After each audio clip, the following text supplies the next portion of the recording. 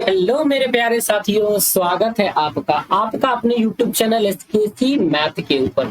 मेरे प्यारे भाइयों, ये लास्ट चैप्टर हमारा चल रहा था और इस चैप्टर का नाम है प्रेस संस्कृति और राष्ट्रवाद। चैप्टर का क्या नाम है? प्रेस संस्कृति और राष्ट्रवाद। 1 से 20 तक हमने एक वीडियो में कवर कर दिया है। अब 20 से लेकर के 40 तक के क्वेश्चन को कवर करेंगे। डायरेक्ट क्वेश्चन पे आते हैं, बकवास ज्यादा नहीं। टसलाई लूम ने किस वर्ष कपास और मलमल की पट्टी से कागज बनाया? बताइए, इस प्रश्न का उत्तर क्या हो जाएगा?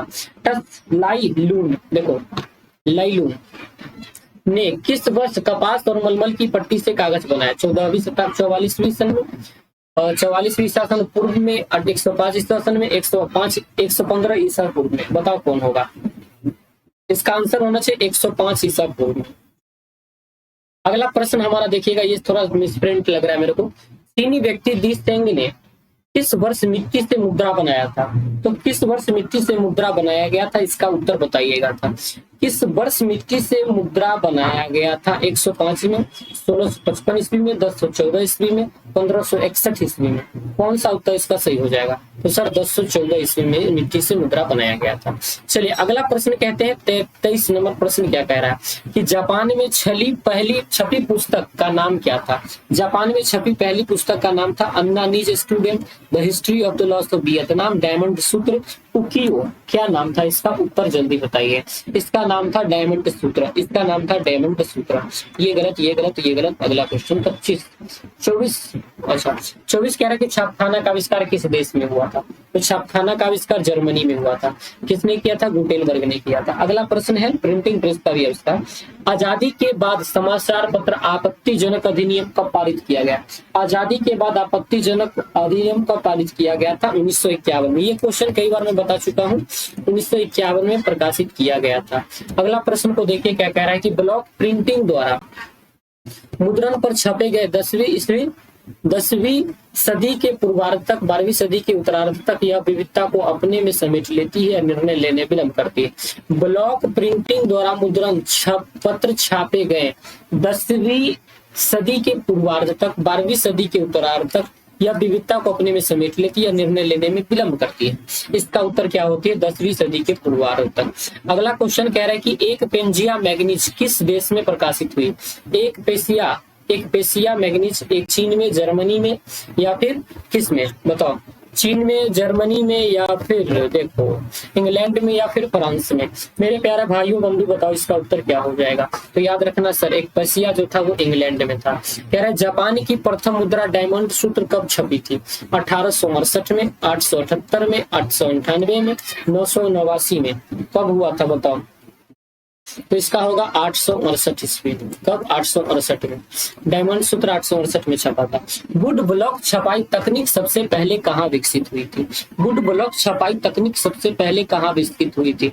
जर्मनी, जापान, चीन, भारत। जर्मनी, जापान, चीन, भारत। बताओ क्या आंसर होगा? चीन में हुआ था। कहाँ हुआ था? चीन में हुआ था। 29 हो गया। बताते रहना कि सर आपको कितना सही हो रहा है। अमृत बाजार पत्रिका के संपादक कौन थे? अमृत बाजार पत्रिका के संपादक कौन थे? तो बताओ। राजा राम मोहन राय थे? नहीं सर। अरविंद घोष थे? नहीं सर। मोतीलाल घोष थे? रॉबर्ट राइट नहीं थे। रॉबर्ट नाइट नहीं थे। मोतीलाल घोष थे। कौन भाषा में भारतीयों द्वारा प्रकाशित प्रथम समाचार पत्र कौन था? देसी भाषा में भारतीयों द्वारा प्रकाशित प्रथम समाचार पत्र कौन था? Madras gazette, Bengal gazette, Bombay gazette, India gazette. क्या उत्तर हो जाएगा इसका? बताओ मेरे भाई। इसका हो जाएगा सर बंगाल गजट। और प्रथम भी हमारा यही था। भारत में प्रेस का जनक किसे कहा जाता है? भारत में प्रेस का जनक किसे कहा जाता है अगर आपसे पूछा जाए तो बताना। जेम्स ऑगस्टन हिकी को कहा जाता है। भारत में प्रेस का जेम्स ऑगस्टन हिकी को कहा जाता है प्रेस का जनक। अगला प्रश्न हमारा 33 है। युगांतर के संपादक कौन थे? युगांतर के संपादक कौन थे? तो बताना कि भूपेंद्र दत्त बारिंद्र घोष। भूपेंद्र दत्त बारिंद्र घोष। भूपेंद्र दत्त बारिंद्र घोष युगांतर के संपादक थे। अगला प्रश्न सुनो। भारतीय समाचार पत्रों में मुक्तिदाता के रूप में कौन गवर्नर जनरल प्रसिद्ध है? कौन सा गवर्नर जनरल प्रसिद्ध है? ये तो क्वेश्चंस मेरा इधर आना चाहिए। कौन से गवर्नर जनरल प्रसिद्ध है बताओ? Lord Lytton, Lord Wellesley, Warren Hastings, Charles Metcalfe. क्या उत्तर हो जाएगा सर इसका, बताओ जल्दी बताओ। तो चार्ल्स मेटाकॉफ हो जाएगा, चार्ल्स मेटाकॉफ हो जाएगा। अगले प्रश्न पे चले तो अगला प्रश्न देखो क्या कह रहा है, तिलक केसरी का प्रकाशन किस भाषा में किया गया। तिलक ने केसरी का प्रकाशन किस भाषा में किया था। तो तिलक ने केसरी का प्रकाशन मराठी में किया था। किसमें किया था, मराठी में किया था, डायरेक्ट याद रखना। अगला क्वेश्चन है 36 नंबर, 1821 में संवाद कौमुदी का प्रकाशन किसने आरंभ किया था। विनोबा भावे ने आरंभ किया था, राजा राम मोहन राय ने किया था, बिपिन चंद्र पाल ने, दयानंद सरस्वती ने, किसने आरंभ किया था। 1821 में संवाद कौमुदी का प्रकाशन किसने प्रारंभ किया था। तो इसने किया था राजा राम मोहन राय ने। विनोबा भावे, बिपिन चंद्र पाल, दयानंद सरस्वती ने नहीं किया था। 36 के बाद आते हैं 37 नंबर, कॉमरेड का प्रकाशन किसने किया। कॉमरेड का प्रकाशन मौलाना आजाद ने, मोहम्मद अली ने, बिपिन चंद्र पाल ने, अनिका चरण घोष ने, किसने किया था, मोहम्मद अली ने किया था। कॉमरेड किनका था, मोहम्मद अली जी का था। 33 के बाद आते हैं 38 नंबर प्रश्न पे, प्रेस कमीशन ने अखिल भारतीय समाचार पत्र परिषद के गठन का सुझाव किस वर्ष दिया। प्रेस कमीशन ने अखिल भारतीय समाचार पत्र परिषद के गठन का सुझाव किस वर्ष दिया। इसका उत्तर डायरेक्ट याद रखो यार, 1954 होता है, 50 में नहीं, 51 में नहीं, 56 में नहीं, 1954 इसका उत्तर हो जाएगा। अगला क्वेश्चन है कि अल बिलाल के संस्थापक कौन थे। मोहम्मद अली जिन्ना, प्रिंस मौलाना बेदार, अब्दुल कलाम आजाद या फिर शौकत अली। बता 39 नंबर प्रश्न का उत्तर क्या हो जाएगा। चलिए, मोहम्मद अली जिन्ना अल बिलाल के संस्थापक, प्रिंस मौलाना अब्दुल कलाम आजाद, शौकत अली नहीं थे।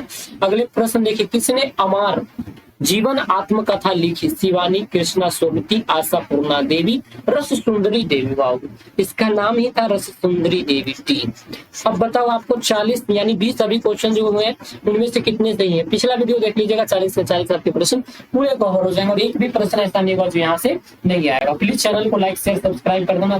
Thank you.